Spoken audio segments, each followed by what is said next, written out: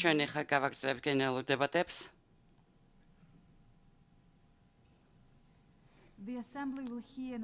და სიტყვა ეძლევა მის აღმატებულებას საქართველოს პრემიერ-მინისტრს ბატონ ირაკლი კობახიძეს.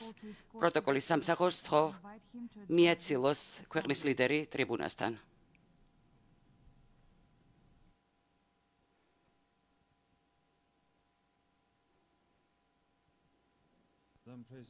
ქალბატონო პრეზიდენტო, ბატონო გენერალურ მდივანო, პატივცემულო კოლეგებო, ქალბატონებო და ბატონებო, ჩემი ქვეყნის მეგობრებო. დიდი პატივია ჩემთვის დღეს თქვენთან ერთად ყოფნა და მსოფლიო ერებისადმი მიმართვა. ჩვენ ვართ მთავრობა, რომელსაც მიაჩნია, რომ საქართველო არსებითად იმსახურებს იყოს მშვიდობიანი, სტაბილური და განვითარებული ქვეყანა. სწორედ ამის გათვალისწინებით ბოლო 10 წლების განმავლობაში ჩვენ ვუზრუნველყავით საქართველოს განვითარება ამ ტრაექტორიით. გავაკეთეთ რამოდენიმე რთული არჩევანი. არასოდეს შეგვშინებია გამოწვევების, არასოდეს აგვირჩევია მარტივი გზა და ყოველთვის პრიორიტეტი მიგვაჩნდა ჩვენი ქვეყანა და ხალხი. შედეგად ჩვენ ვიბრუნებთ ჩვენ სიამაყეს, იმ სიამაყეს და ღირსებას, რომელსაც 3000 წლიანი ისტორიის მქონე ქვეყანა იმსახურებს. აქ ვიკრიბებით უპრეცედენტო გლობალური გამოწვევების დროს, როდესაც კონფლიქტების ესკალაციის, კლიმატის ცვლილებების და მზარდი ჰუმანიტარული საჭიროებების კრიზისების ურთიერთდაკავშირება კვლავ რთულად გვესახება და გაბედულ ქმედებებს მოითხოვს. საქართველოს არასოდეს ეშინოდა გაბედული ქმედებების. ბოლო 2 წელი რთული გამოდგა ჩვენი რეგიონისთვის. გლობალური გამოწვევების პირობებში, როდესაც კონცენტრირებული უნდა ყოფილიყავით განვითარებაზე და პრობლემების გადაჭრაზე, უკრაინაში მიმდინარეობა გაურკვევლობის უპრეცედენტო დონე და ჰუმანიტარული კრიზისი გამოიწვია. აქ კიდევ ერთხელ მინდა ხაზი გაუსვა იმას, რომ ჩვენი მხარდაჭერა უკრაინის სუვერენიტეტისა და ტერიტორიული მთლიანობისადმი მის საერთაშორისო დაღიარებულ საზღვრებში მტკიცე და ურყევ პოზიციად რჩება. მშვიდობის მნიშვნელობის გაცნობიერებით და მასთან უშუალო შეხებით მოწინავეთა რიგებში ვიყავით სამხრეთ კავკასიის რეგიონში, კონფლიქტების რეგიონად, შესაძლებლობის რეგიონად გარდაქმნის კონტექსტში. მივესალმებით სომხეთს და აზერბაიჯანს შორის არსებული კონფლიქტის მშვიდობიანი მოგვარების პროცესს და მეზობელ ქვეყნებთან ურთიერთობის ნორმალიზაციის მიმართულ ძალისხმევას. ჩვენ ადრეც გქონდა და ახალც მზად ვართ შემოგთავაზოთ რეგიონალური თანამშრომლობის ფორმატი, რომელიც ხელშეუწყობს ქვეყნებს შორის თანამშრომლობას და ნდობის ჩამოყალიბებას, რათა განსხვავებები წარსულში დარჩეს და წინ ვიაროთ სინერგიით და მუხტით, რომლითაც შევძლებთ იმ რესურსების და უპირატესობების გამოყენებას, რასაც ჩვენი რეგიონი სთავაზობს მსოფლიოს. საქართველოს სტრატეგიული მდებარეობა, რომელიც ბუნებრივი ხიდად ემსახურება ევროპასა და აზიას, უმოკლეს გზად აქცევს ჩვენს ქვეყანას აღმოსავლეთსა და დასავლეთს შორის. ზღვაზე გასასვლელით ჩინეთთან და ცენტრალური აზიის ქვეყნებთან ძლიერი ურთიერთობით საქართველოს მთავარ მოთამაშედ გვევლინება რეგიონალურ და უფრო ფართო ევრაზიულ კონტექსტში. ჩვენ ვართ არა მხოლოდ საქონელო ბრუნვის ჰაბი, არამედ რეგიონალური ცენტრი ენერგომატერიალების ტრანზიტისა და მრავალი სხვა მიმართულებით. საქართველოს უზრუნველყოფს იმას, რომ სამხრეთ კავკასიის და ცენტრალური აზიის 7 ზღვაზე წვდომის არ მქონე ქვეყანა იყოს დაკავშირებული დანარჩენ მსოფლიოსთან ჩვენი საპორტო ინფრასტრუქტურის მეშვეობით, რომელიც მზად ვართ კიდევ უფრო განმავითაროთ ანაკლის ღრმაწვდომი პორტის მშენებლობით, რომელიც მალე დაიწყება. თუ პოლიტიკურ რუკას დავხედავთ, ერთადერთი ყველაზე უსაფრთხო და საიმედო სატრანზიტო გზას წარმოადგენს საქართველოს, რომელსაც საქონლისა და მომსახურების დროული და ქმედითი გადაადგილება შეუძლია უზრუნველყოს. ჩვენი ნაკისი ვალდებულებაა შევინარჩუნოთ და გავაძლიეროთ ეს როლი, როგორც საიმედო სატრანზიტო პარტნიორი და დერეფანი, რითაც შეგვიძლია მხარი დავუჭიროთ ევრაზიაში ჩვენს სტრატეგიულ პარტნიორებს ენერგოუსაფრთხოების საჭიროებებთან დაკავშირებით.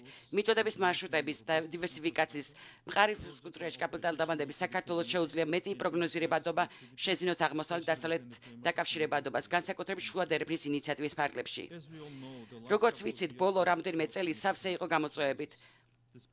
მიუხედავად დროის გამოცდისა, შესაშური გამძლეობა გამოვიჩინეთ გარედარტყმების მიმართ. ჩვენი საშუალო წლიური ეკონომიკური ზრდა 2021 წლიდან 9.7% იყო. ძლიერი მაკროეკონომიკური საფუძვლებისა და ფისკალური დისციპლინის წყალობით მთავრობის ვალი და ფისკალური დეფიციტი 39.3 და 2.5%-მდე შემცირდა შესაბამისად. გარდა ამისა, საქართველოს შეინარჩუნა ინფლაციის ერთ-ერთი ყველაზე დაბალი მაჩვენებელი მთელს რეგიონში. რაც კიდევ უფრო ცხადად მეტყველებს მის ეკონომიკურ სტაბილურობაზე. ბოლო 10 წლის განმავლობაში სიღარის მაჩვენებლის მნიშვნელოვანი გაუმჯობესება და განახევრების მიუხედავად სიღარიბის და უდანასწორობის შემდგომი შემცირება საქართველოს სოციალურ-ეკონომიკური განვითარების დღის წესრიგის ცენტრალურ ამოცანად მიგვაჩნია. 2023 წელს დასაქმების დონე მნიშვნელოვანი გაუმჯობესება აჩვენა, რაც დაემთხვა სამუშაო ძალის მონაწილეობის მაჩვენებლის ზრდას. დადებითი ტენდენცია გაგრძელდა 2024 წლის პირველ ნახევარში, როდესაც უმუშევრობის დონე რეკორდულად დაბალ 13.7%-მდე შემცირდა. საქართველოს ეფექტური მუშაობა სათანადოდ არის სასახული მსოფლიოს ყველაზე აღიარებული სააგენტოების საერთაშორისო რეიტინგებში. მსოფლიო ეკონომიკური ფორუმის გლობალური კონკურენტუნარიანობის კვლევის მიხედვით საქართველო კორუფციის კონტროლის მიხედვით მე-20 ადგილს იკავებს მსოფლიოში, ხოლო მე-11 ადგილს ევროპაში. სამართლის უზენაესობის კუთხით საქართველო მსოფლიოში 29 ადგილზეა, ევროპაში კი მე-14-ზე. საერთაშორისო საბიუჯეტო პარტნიორობის ბიუჯეტის ღიაობის შესახებ გამოკვლევის თანახმად საქართველო გლობალურ ურთიერთობებში პირველ ადგილზეა სახელმწიფო ბიუჯეტის გამჭვირვალობის დამსახურებით. ევროპის ანტიკორუფციული პრაქტიკის სახელმწიფოებრივი მშენებლობის კვლევის ცენტრის მიერ წარმოებული კვლევის გამჭვირვალობა მიენობის ჯამს საქართველო მე-17 ადგილზე 2023 წლის რეიტინგში და წინ გაუსწრო ევროკავშირის 15 წევრ სახელმწიფოს და დიდი შვიდეულის 4 ქვეყანას. გარდა ამისა, საქართველო არის 25-ე ყველაზე თავისუფალი ეკონომიკა მსოფლიოში. ფრეიზერის ინსტიტუტის ეკონომიკური თავისუფლების მსოფლიო ანგარიშის მიხედვით, ის აქაც უსწრებს წინ განვითარებული ეკონომიკის მქონე ბევრ ქვეყანას. Heritage-ის ფონდის ეკონომიკური თავისუფლების ინდექსში საქართველო მე-19 ადგილზე ევროპაში და 32 გლობალურად. ის აქაც უსწრებს წინ ევროკავშირის ბევრ წევრ სახელმწიფოს. ეკონომიკური თანამშრომლობის და განვითარების ორგანიზაციის პირდაპირ უცხოური ინვესტიციების მარეგულირებელი ნორმების შემზღუდველობის ინდექსის მიხედვით საქართველომ 80-ზე მეტ ქვეყანას შორის მერვე ადგილი დაიკავა, როგორც ერთ-ერთი ყველაზე ღია ეკონომიკა მსოფლიოში ინვესტიციების მოზიდვის თვალსაზრისით. ეს არის მიზეზი იმისა, რომ საქართველოს პირდაპირ უცხოური ინვესტიციების თანაფარდობა მთლიანში და პროდუქტთან ერთ-ერთი ყველაზე მაღალია შესაძარ ქვეყნებს შორის. პირდაპირ უცხოური ინვესტიცია 2023 წელს 1.9 მილიარდი დოლარი იყო, რაც მთლიანში და პროდუქტის 6.2%-ია. პოსტპანდემიურ პერიოდში საქართველოს პირდაპირ უცხოური ინვესტიციების სახით 6.2 მილიარდი დოლარი მოიზიდა, რაც კიდევ უფრო განაპირობებს საქართველოს ტრანსფორმაციას რეგიონულ მრავალფუნქციონალ ჰაბად ყველა ტიპის ბიზნესისთვის. მიუხედავად იმისა, რომ გასულ წელს 7 მილიონზე მეტ ტურისტს უმასპინძლით, რამაც იმავდროულად ცხადყო პოსტპანდემიური პერიოდთან ძლიერი პოზიციით გამოსვლა და ეკონომიკის აღდგენა, საქართველო კვლავ ინარჩუნებს მსოფლიოში ერთ-ერთ ყველაზე დაბალ კრიმინალურ სტატისტიკას. გლობალური მატრიცის დამბეოს თანახმად, საქართველო ევროპაში მერვე, ხოლო გლობალურად 21 ადგილზე ჩვენი სამართალდამცავი უწყებებისა და პროფესიონალების დამსახურებით. მიუხედავად იმისა, რომ ჩვენი ტერიტორიების 20% უკანონო ოკუპაციის ქვეშ იმყოფება, ვაგრძელებთ განვითარებას და ეკონომიკურ ზრდას, რათა ჩვენმა შვილებმა უკეთეს ძლიერ და ღირსეულ საქართველოში იცხოვრონ. გულდასმით და დაუღალად ვიღწვით, რომ საქართველო ისეთი ქვეყანა იყოს, რომლითაც ყველა მოქალაქე იამაყებს. მინდა გამოვიყენო შესაძლებლობა და მივმართო ჩვენს ხალხს საოკუპაციო ხაზის მეორე მხარეს, აფხაზეთსა და ცხინვალის რეგიონში. რასაც ვაკეთებთ, ამას ჩვენი ხალხისთვის ვაკეთებთ, რათა ერთ დღეს შვილებთან ერთად ვიცხოვროთ ერთ ბედნიერ და განვითარებულ საქართველოში. აქეთ მხარეს ჩვენ ყოველთვის გულგახსნილი შეგხვდებით. ყველა ჩატეხილი ხიდი ჩვენ უნდა ავაშენოთ ჩვენს ქვეყანაში.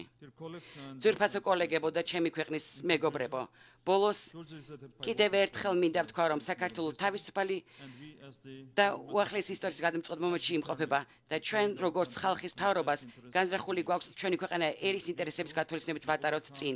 ყველა გამოწვევა დავძლიოთ და იმაზე უფრო ძლიერი და წარმატებული გავხდეთ, ვიდრე ოდესმე ვყოფილვართ. ჩვენ ოპტიმისტურად ვართ განწყობილი, რომ საქართველოს სურვილი გახდეს ევროკავშირის სრულფასოვანი წევრი 2030 წლისთვის განხორციელდება. ჩვენ მომავლის გაცნობიერებული ვალდებულებით ვუყურებთ, რათა ჩვენს მოკავშირეებთან და პარტნიორებთან ერთად კერძი დღეობის მქონე საზოგადოება შევქმნათ. ჩვენი ერთიანი ძალისხმევა გაგრძელდება მშვიდობის და მდგრადი განვითარების უზრუნველყოფად, რომელიც ეფუძნება ადამიანური ღირსების პატივისცემას, არა მხოლოდ დღევანდელი საქართველოს მოქალაქეების, არამედ ყველა მომავალი თაობის საკეთილდღეოდ. დიდი მადლობა. ასამბლეის სახელით მადლობას უხდი მის აღმატებულებას საქართველოს პრემიერ-მინისტრს ბატონ ირაკლი გობახიძეს.